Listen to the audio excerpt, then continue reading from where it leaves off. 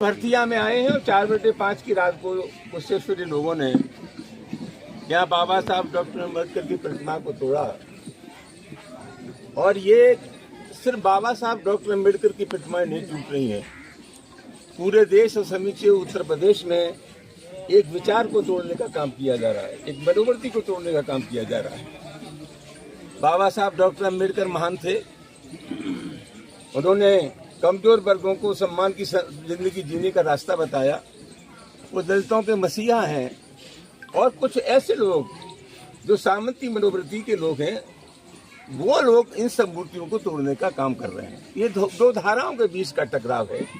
एक धारा बाबा साहब डॉक्टर अम्बेडकर की विचारधारा है, एक धारा मनु की विचारधारा है। ये दो धाराओं के बीच का टकराव है। और सबसे ज्यादा तकलीफदेह ये है कि जहाँ कहीं ये बाबा साहब डॉक्टर अम्बेडकर की प्रतिमाएं टूट रही हैं, वहाँ अपराधियों के खिलाफ जो कठोर कार्रवाई होनी चाहिए वो कठोर कार्रवाई नहीं हो रही। कोई घटना हो सकती है, लेकिन घटना के बाद शासन प्रशासन अगर सख्त कार्रवाई कर दे तो एक संदेश चला जाता है कि अगर कोई अपराध होगा तो उसके खिलाफ, उसमें जो शामिल लोग हैं उनके खिलाफ किस हद तक कठोर कार्रवाई हो सकती है, द्वारा लोगों की हिम्मत नहीं पड़ सकती। ये अपराधियों के मन मुताबिक सरकार है, योगी की सरकार अपराधियों की सरकार है।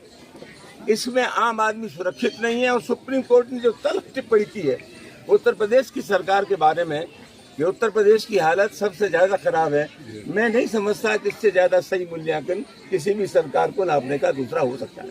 अरे कांवड़ यात्रा चली, क्या कहेंगे उसको लेके?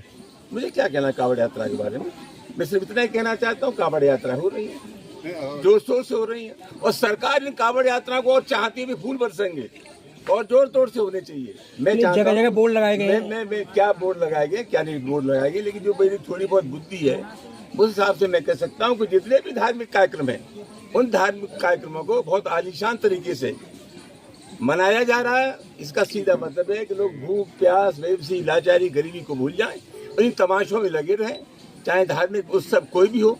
आप लोग जानते हैं तमाम ऐसे धार्मिक कार्यक्रम हैं जो कभी गुजरात में होते थे, महाराष्ट्र में होते थे, वो भी यहाँ हमारे हो रहे हैं। तो सरकार का पूरा जोर धार्मिक कार्यक्रमों पे है। स्वागत रोटी पर नहीं है, बेबसी लाचारी पर नहीं है, बेरोजगारी पर नहीं है, जनता की जिंदगी से जुड़े हुए मुद्दे हैं, उन पर सरकार का ध्यान नहीं है। नाम को लेकर विवाद चल रहा है तमाम, उसमें जो है हिंदू नाम और मुसलमान नाम लिखा जा रहा है, उसको लेकर क्या कहेंगे? इससे ज्यादा तकलीफ ये बात में दूसरी हो सकती है कि ढाबों पर नाम लिखे जाएंगे कि हिंदू का है मुसलमान का है।